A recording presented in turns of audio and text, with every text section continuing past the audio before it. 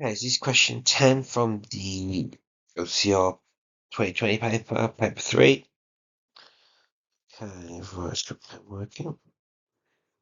Okay, so we told the question diagram shows a wall-mounted light. It consists of a rod, a B of mass 0.25 kg and length 0.8 meters, which is freely hinged to a vertical wall at A.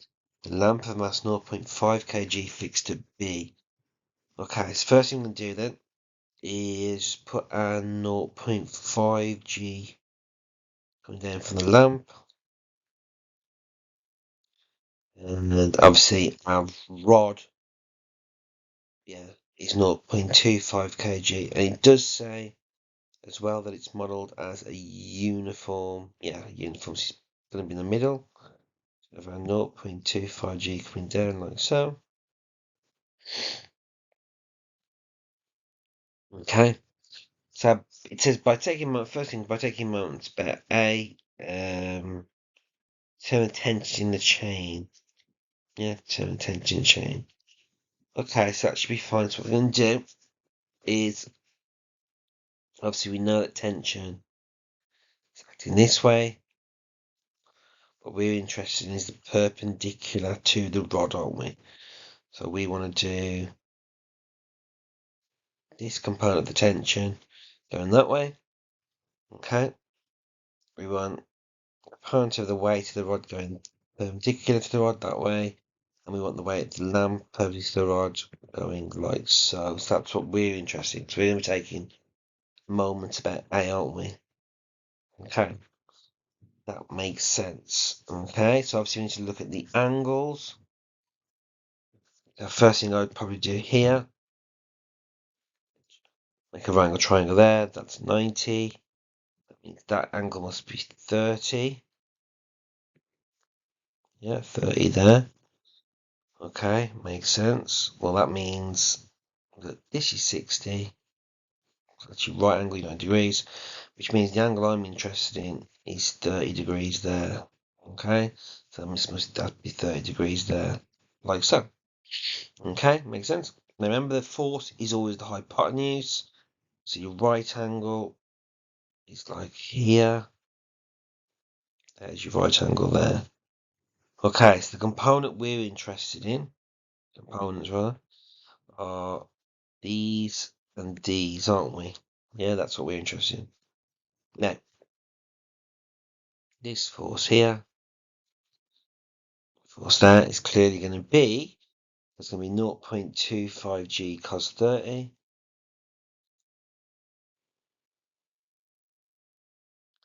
Coming down, cos 30. And then this force would be 0.5 G cos 30.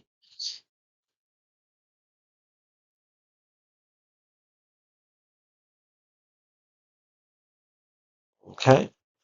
Now you just need to work out the component of the tension, obviously going up there like so.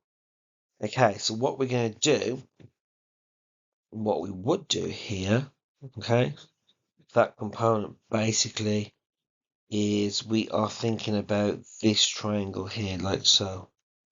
That right angle triangle there, to try and get the angles that we basically need. Okay, well, because we've got 0.4 and 0.4 here in isosceles, so the base angles, i.e. here and here, do the same. We know this is 120 because angles are a straight line. Therefore, this angle here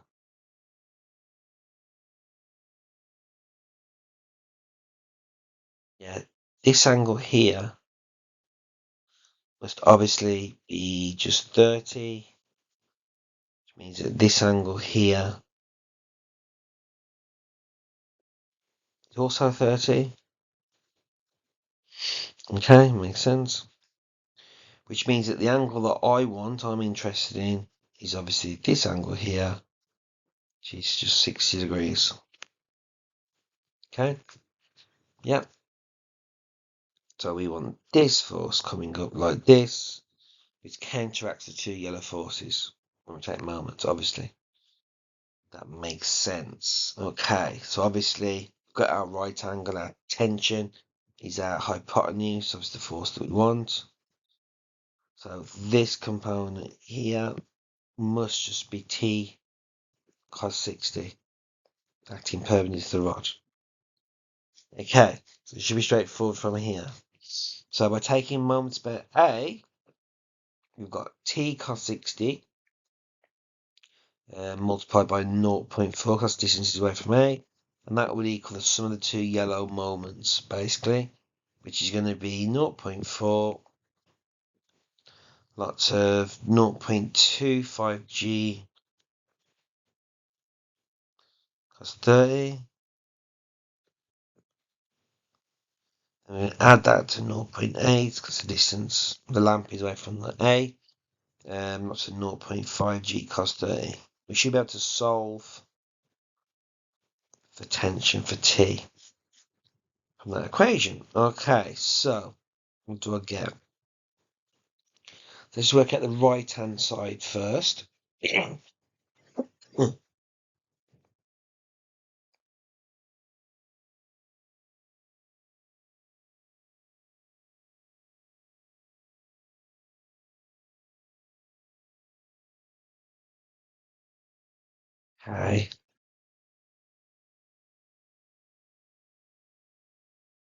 Okay, so I get the right hand side to be 4.243,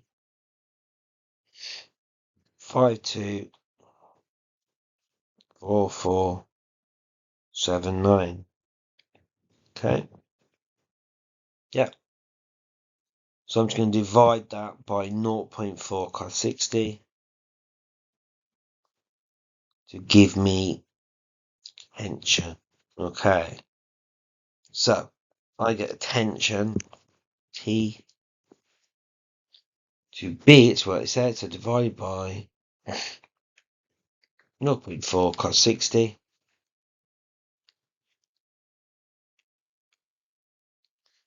at 21.217 62239. Let's just round that to 21.2 newtons. Okay, that's the first bit done. Okay, that's tension. Right, let's make some room now. So I've got my tension in my rope.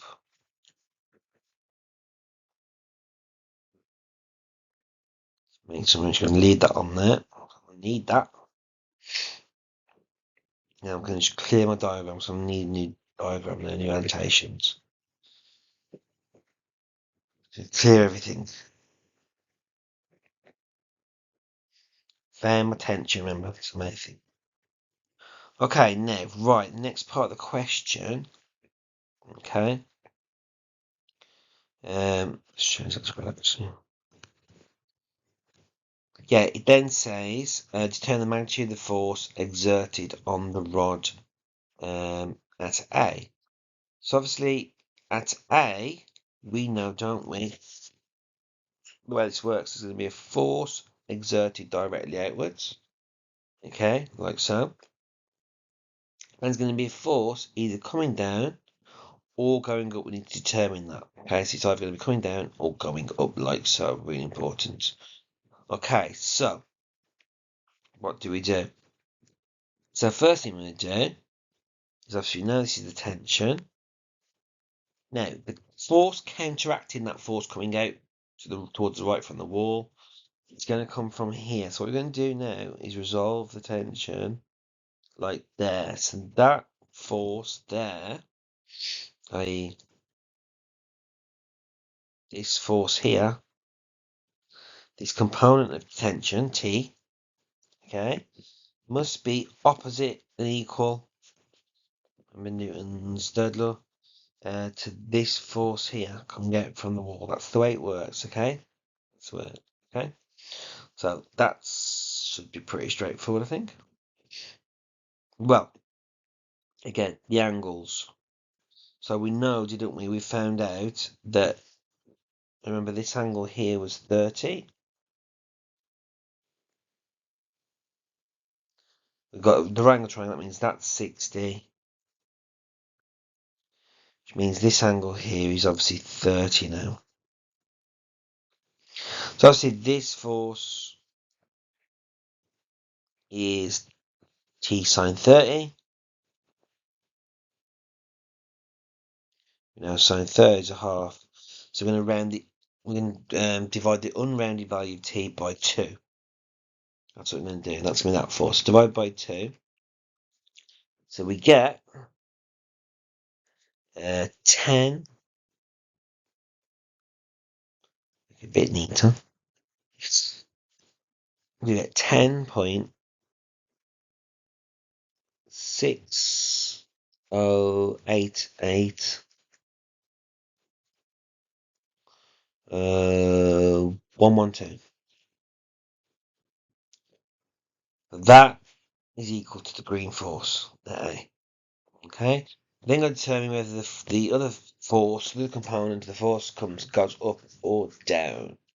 That's what we are now doing now. Okay. And the obviously way we're going to do this, okay, is going to compare. We need this force here, which is going directly up, obviously, which is obviously T cos 30. Okay. So let me work that out. T cos 30. So I'm doing 21.217 62239 times cos 30. I'm getting 18.375. So that force is going up. Force is going down. Obviously, my weight and my rod acting there, which is 0.25 G. So 0.25 times 9.8 is obviously 2.45.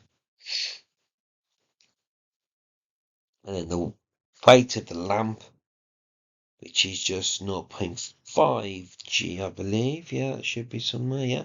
That's 4.9, obviously. So you can see that the total force coming down is obviously 2.45 plus 4.9, which is 7.35. So I have 7.35 coming down, but 18.375 going up. So I need an additional force here at A coming down, which will be the difference to balance everything, okay? So that must be the difference between 7.35 and 18.375, which is going to be, yeah, 11.025. So I know 11.025 must be coming down from A, the hinge essentially at A. So that's the way it works. All the force coming up must equal all the force coming down, because everything's in equilibrium. Okay, that makes sense. Now what's happening is just basically Pythagoras, because what you've got is you've got a resultant force, which I want to find will potentially come somewhere like that. That's the way it's going to work, okay? And that will just be by Pythagoras. Okay, so that force there, we call it R. You're going to have R equals the square root, which is Pythagoras, guys, 11.025 squared plus the green force, remember, which was your 10.6088 112 squared. Just put my calculator.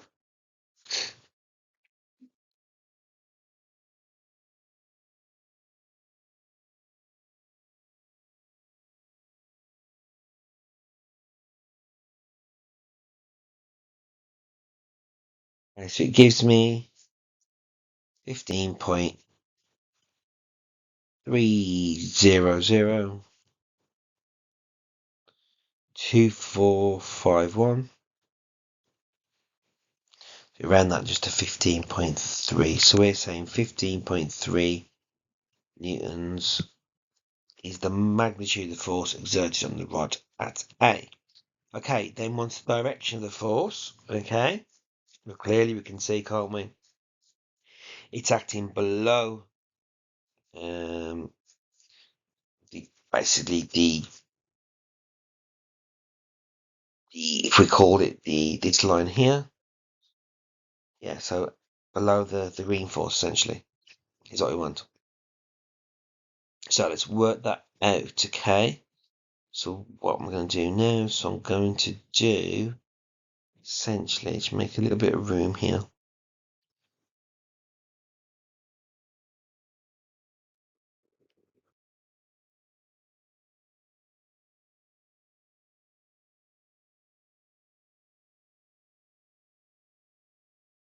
Let's make a little bit of room, guys.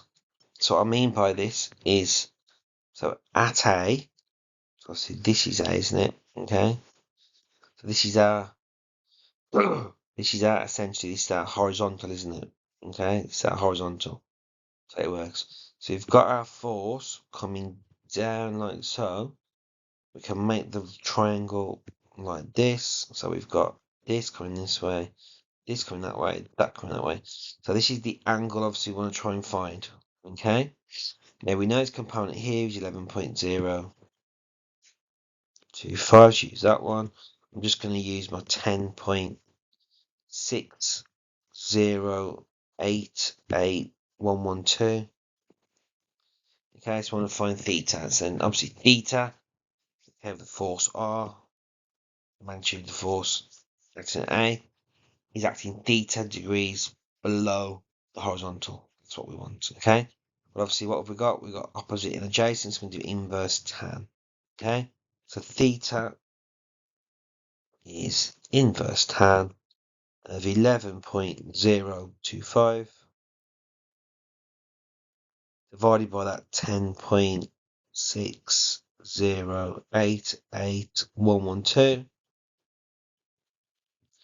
So let's say my calculator. So inverse tan fraction 11.025 divided by 10.6088112. Yeah, so I get essentially 46.1, it's around there, 46.1 degrees. And then you've got to say below horizontal. And that's the direction it's acting, okay? Which is clear from the diagram here.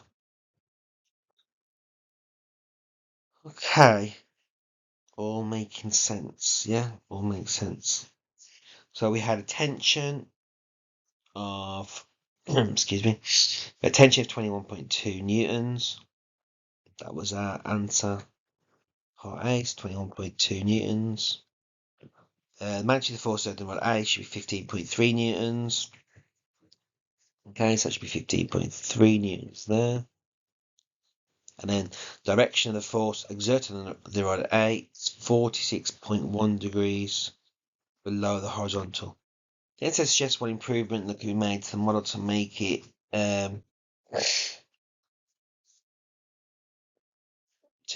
more realistic. So when improving the can be made to the model to make it more realistic. Obviously, we could say here the string being light and extensible, probably not in reality the chain. So it's a chain, isn't it? I think did he say a chain? Yeah. It's a chain or a rod. Basically, that would have, in reality, that would have some weight as well. So the chain would have some weight as well, which would obviously affect the tension. So that's what I'd probably say. I'd say the chain, which is modeled as a light and sensible string, in reality, the chain would have some weight, which would have an impact on the tension. Okay, so let's check those values then. Yes, 21.2, 15.3, 46.1 degrees below horizontal, and yeah.